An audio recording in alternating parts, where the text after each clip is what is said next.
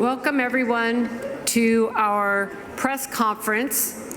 Rights of Nature is a systemic solution to the climate crisis. This is co-hosted by the Women's Earth and Climate Action Network and the Global Alliance for Rights of Nature. My name is Osprey Oriel Lake, and I am the Executive Director of the Women's Earth and Climate Action Network, or WECAN, and also I sit on the Executive Committee of the Global Alliance for Rights of Nature. And I want to thank my colleagues for participating in this press conference today, and I'm really excited to introduce them and to hear their voices, and I'll be making some introductory comments. We'll be hearing for Tom Goldtooth. He is the Executive Director of the Indigenous Environmental Network from Turtle Island, or the USA. Then we will be hearing from Nemo Bassi, who is the Director of the Health of Mother Earth Foundation from Nigeria. And then we will be hearing from Casey Camp-Hornick from the Ponca Nation, who's the Environmental Ambassador for Ponca. We're also honored to have her on our WECAN board, and she is also the chair of the Indigenous Council for Rights of Nature for Garn, also from Turtle Island, USA. So, we're really glad to have all of you here with us for this really important intervention, this press conference in this COP space, because we really think we need to have a very different kind of conversation that is going on in the halls here. We're living in a time in which we must change everything about how we are living with Mother Earth and each other. This is crystal clear. The urgency of the climate and ecological crises demand that we completely redesign our economic, social, and legal systems. In our local governments and our global movements for rights of nature, we are looking for a revolutionary and evolutionary change for society. And at the heart of it, we are asking, how can we transform our dysfunctional environmental laws and neoliberal economic systems that are literally destroying people and planet? I also want to acknowledge that much of the vision and worldview of the Rights of Nature framework comes from Indigenous peoples around the world and their knowledge of the natural laws of Mother Earth. So after decades of environmental protection laws and spaces like 29 years of COPs, our modern legal systems have failed to prevent the increasing grave threats of global warming, degradation of the Earth's sacred systems of life, and the growing displacement and death of humans and other species. In particular, there is concern for Indigenous, Black, and Brown, and frontline communities who bear the worst impact of disasters because of environmental racism and societal injustices. So we have to look at a very deep systemic approach. To truly live sustainably and live in harmony with the Earth, we need to change our very foundations, the very structural DNA of our legal frameworks to respect the natural laws of the Earth. Today, the majority of the world's legal frameworks are based on treating nature as property, and I cannot stress enough how much harm this has caused all of us. Our life-giving rivers, forests, and mountains are treated as property to be sold and consumed. And as property, these natural communities and ecosystems are not recognized as rights holders. So in most legal systems, because nature is property, it's invisible in our courts of law. By maintaining the current structure of law, we are furthering a dangerous human relationship to the natural world of ownership and exploitation. We have to ask ourselves, why haven't we stopped these destructive actions that are not only lethal, but also legal? We need an entirely different legal configuration that recognizes the Earth's living systems are not the enslaved property of humans. A primary premise of the Rights of Nature movement is that in order to ensure a thriving future, humans must reorient themselves from an exploitive and ultimately self-destructive relationship with nature to one that honors the deep interrelation of all life and contributes to the health and integrity of the natural world and upholds a relationship of reciprocity. An essential step in achieving this is to create a system of jurisprudence that sees and treats nature as a fundamental rights-bearing entity and not as mere property to be exploited. In our movements, we're advocating that breaking out of the human-centered limitations of our current legal systems is one of the most transformative and highly leveraged actions that humanity can take to create a healthy and just future for all.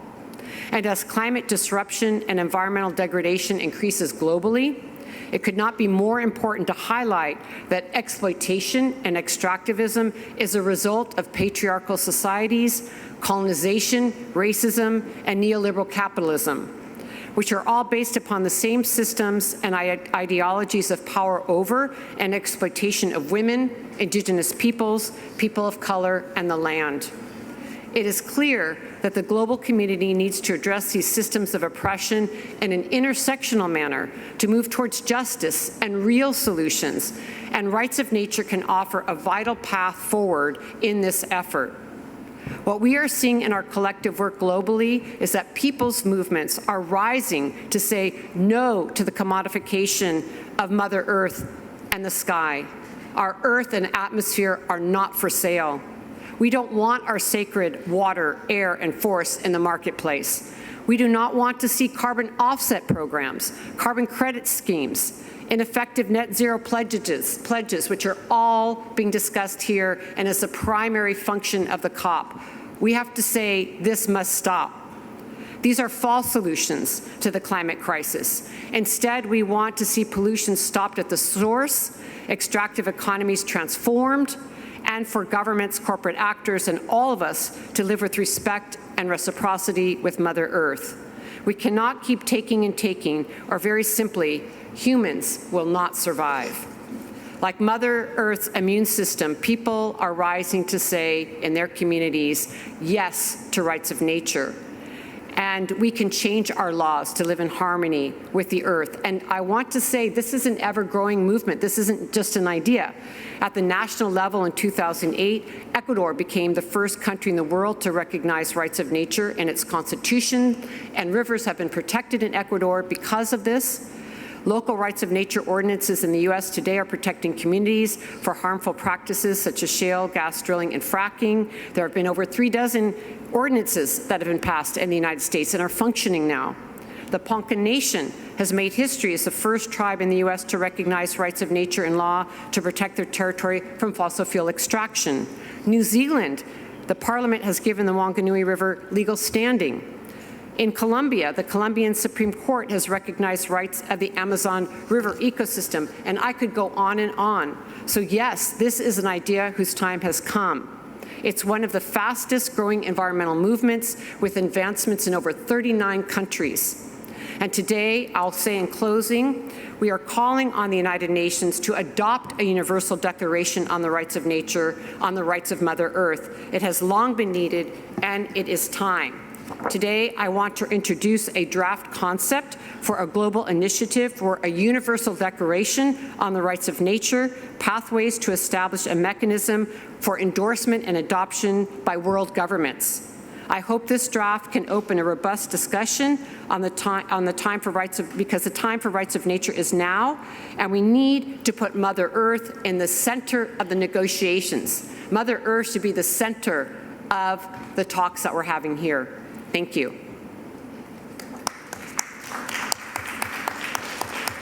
And now I'd like to hand the floor over to Tom Goldtooth. You have the floor, Tom.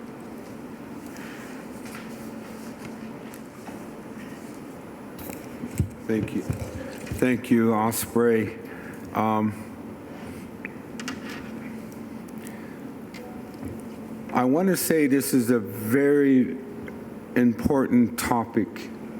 I began to come to these COP meetings in 1998, COP 4. There were only about 8 indigenous peoples here at the conference of the parties at that time. I was given authority to come from elders, from spiritual leaders, from youth, from women's societies. And in the United States, we have elected tribal governments. I also got permission from them to represent them, to talk about climate change, a changing climate in 1998. It took a number of years to begin to understand what is the solution that the governments of the world are talking about called mitigation. I also was confronted with many questions from scientists and corporations about what our view was on adaptation. I says, I've consulted with our folks. Yes, it's important, and we do have some solutions. But I want to talk about this term mitigation. What are you doing to find a solution to a climate changing? Later terminology at later COPs, they use the word climate crisis. So I came with an open mind. And after a number of years, I started to consult and bring spiritual leadership to the COP meetings. One is a brother of mine from the Hunaquai people, the indigenous people in the Amazon of Brazil. He does not speak English, so we communicate, though, through Google Translate. But he said one time, just a couple of years ago in Glasgow, the world leaders are not talking about the solution from a spiritual foundation. And I remember that because I was thinking of the same thing over the number of years. How do we engage, and what are the parameters and principles of engagement between indigenous peoples? And now that the UN wants to bring in knowledge holders to talk about our traditional indigenous knowledge. So what are the principles of engagement to a society that has no understanding of our definition and relationship to cosmology, our cosmovision, the way that we relate, especially in the word relationship, midakie or midakiapi, relationship. It's a spiritual relationship, a profound spiritual relationship. When I say Uchimaka Wichoni Maku, Grandmother Earth gives me life, I was raised with those perceptions. My children are raised understanding their relationship, a deep spiritual relationship to Mother Earth. Mother Earth has a spirit. The trees have a spirit. The water has a spirit. The rivers, life has a spirit. How do we communicate as humanity with the spirit?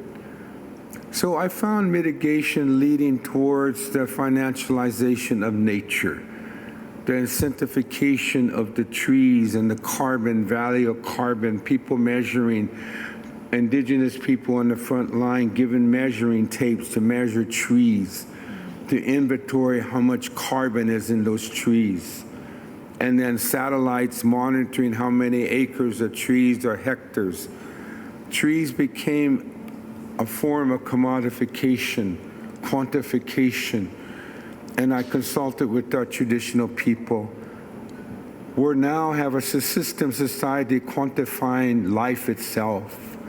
Where does it end? How do we change the mentality of colonization that has laws around property rights? Bring in carbon, an element of the atmosphere and the air we breathe, into a market system. Bottom line, allowing polluter corporations to own the carbon. They own the carbon. At the end of the day, treating carbon as a commodity in a trading system. That's why I'm to speak on the need for a systems change, not a reform, a system to reevaluate, humanity to reevaluate its relationship to the sacredness of Mother Earth, not to treat her and objectify her like they objectify their women. They put in a price to Mother Earth. Mother Earth is not for sale. Father Sky is not for sale. The WTO of the sky, carbon cowboys, these mentalities. So how can we say in a few words to the decision makers, where the bottom line, they're depending on carbon for climate finance. That's the bottom line. That's why that gavel went down, violating all procedural processes. It went down. What wheeling and dealing went behind the scenes to get some of the countries to back away. Bottom line, climate capitalism. Something has to change. It doesn't cut emissions at source. It's not a climate mitigation plan. It's a trading instrument around profit. Thank you.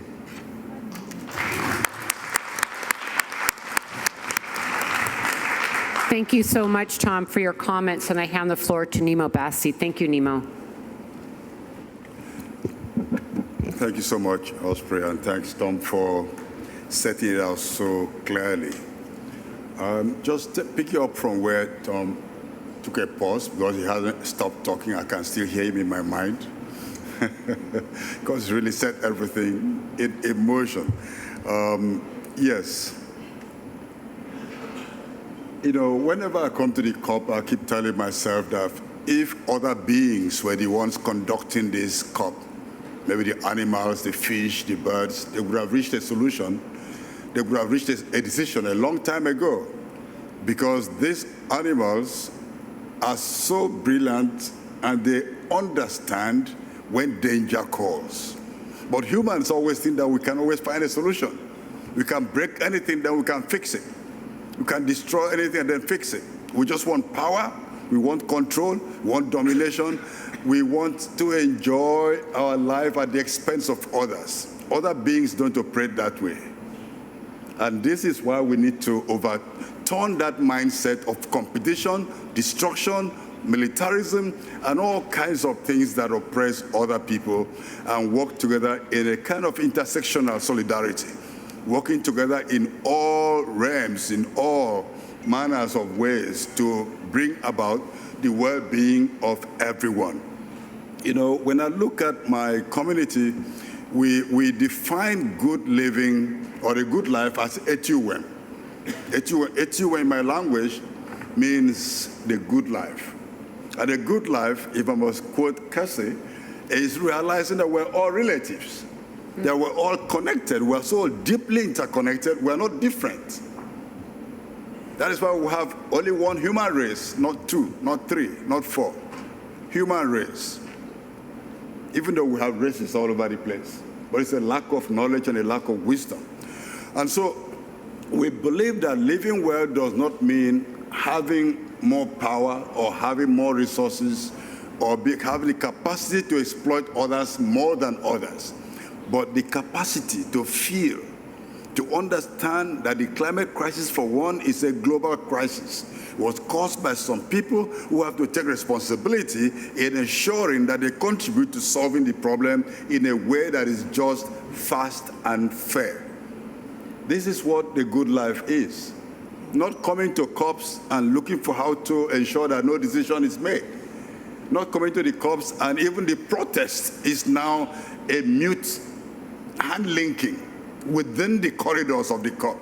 Not on the streets of the city where people could join to understand what is happening in the halls of the COP.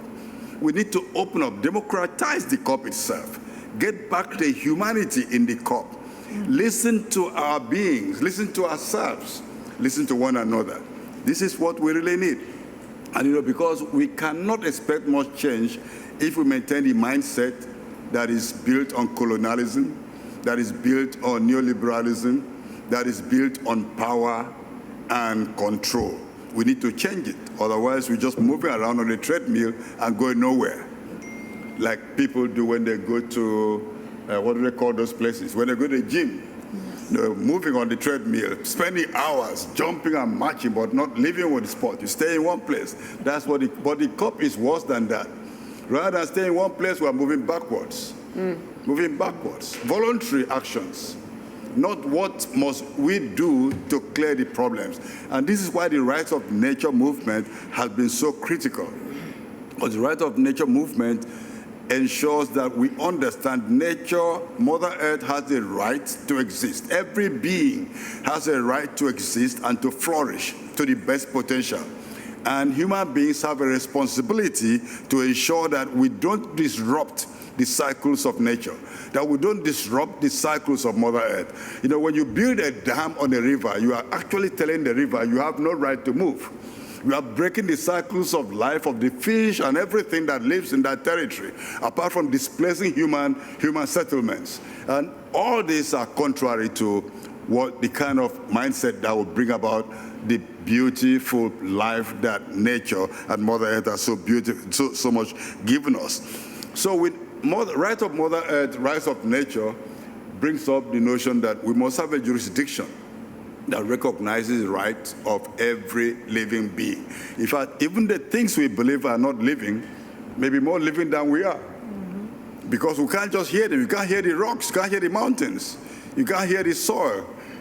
All these living entities, the Earth, Mother Earth herself, has full rights before we can enjoy our right. Final thoughts. Look at how destructive humans have been across the planet. Look at how much we've transformed everything that we can lay our hands on. We can then understand also that this mirrors the way we relate to one another. We believe we can change everything, change everyone. We can subjugate everyone. We can exploit, and we can stand on everybody's head and shoulders. You know, if we change our mindset and just love one another and love Mother Earth, we're going to make progress. But if we want to fight, kill, destroy, we'll not go forward. We're either going backward or we're destroying ourselves and everything. And that is not what we want.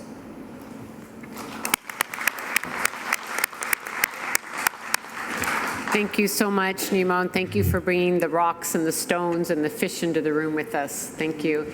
And now we'll hear from Casey Camp-Hornick. Hello. Thank you for all of you being here. And thank you for all of the incredible wisdom that's been shared in every direction.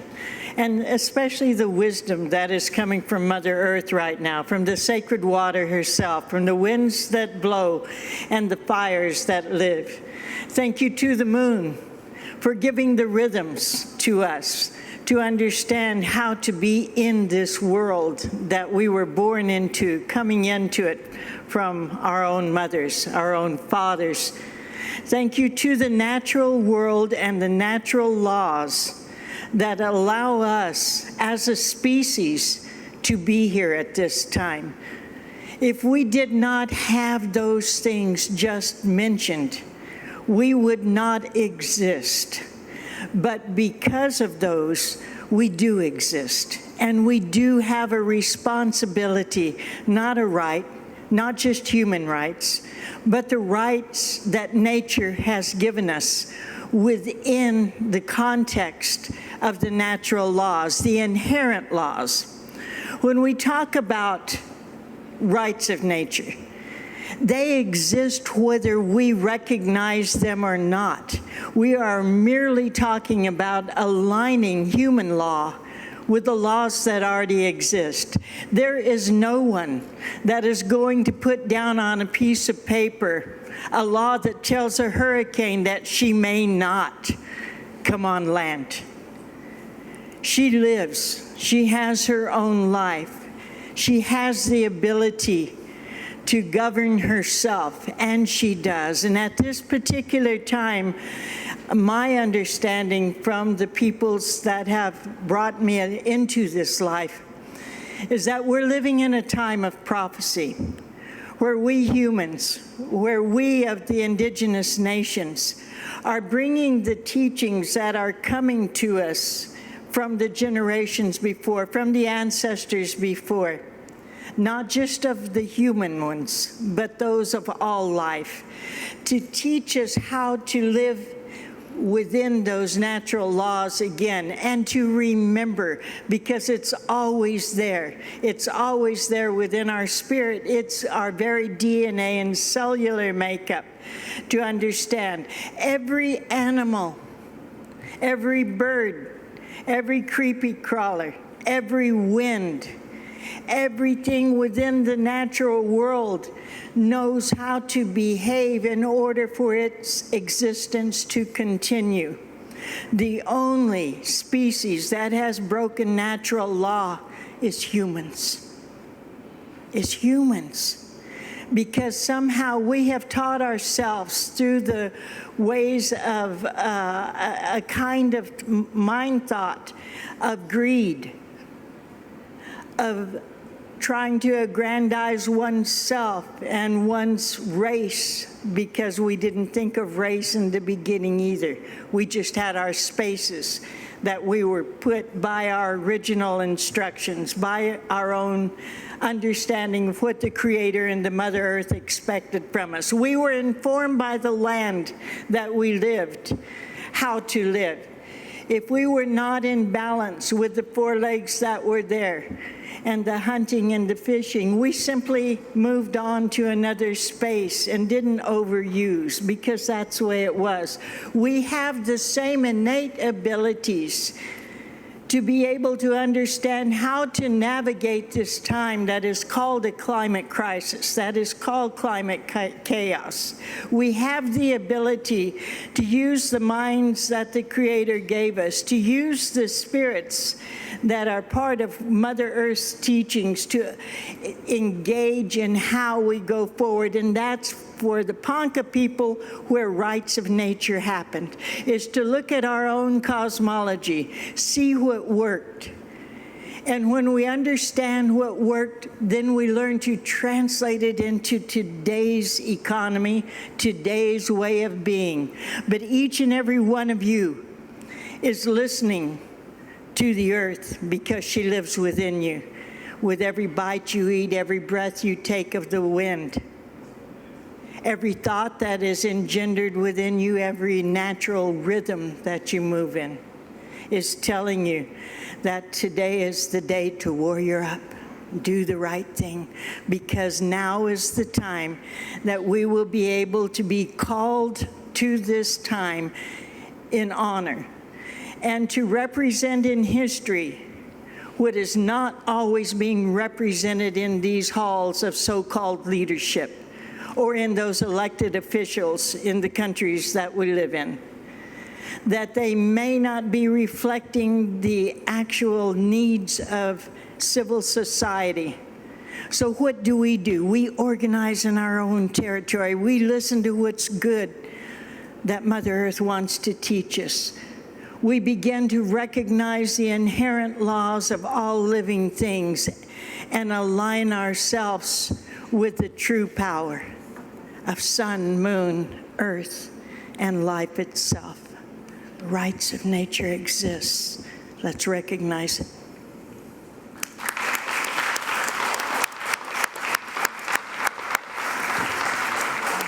Thank you. Thank you so much, Casey Camp-Hornick, and to all of our colleagues.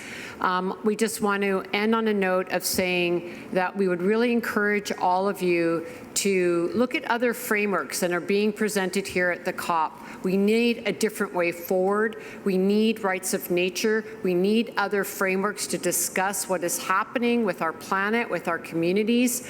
And as I said before, the Global Alliance for Rights of Nature has clearly put forward, Indigenous people have clearly put forward that there is the rights of nature. It is already being implemented in over 39 countries. So this is an idea we want to keep spreading. It is spreading, and we welcome you to join us. Thank you very much. Thank you. We'll take questions outside. Thank you. I'm not. Let's get a picture together real quick, Tom. Name. Let's get a picture together real quick. Yes.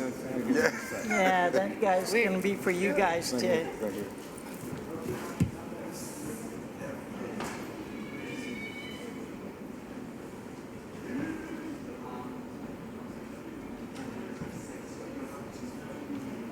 Okay, let's One go. more shot. One more. Thank you so much. We need to get off the stage. We used part of the speech you made at the action the other day. We used it on social media. Yes. Yeah, yeah. I was filming for you. Oh, I really think. Thank you so much. Thank you.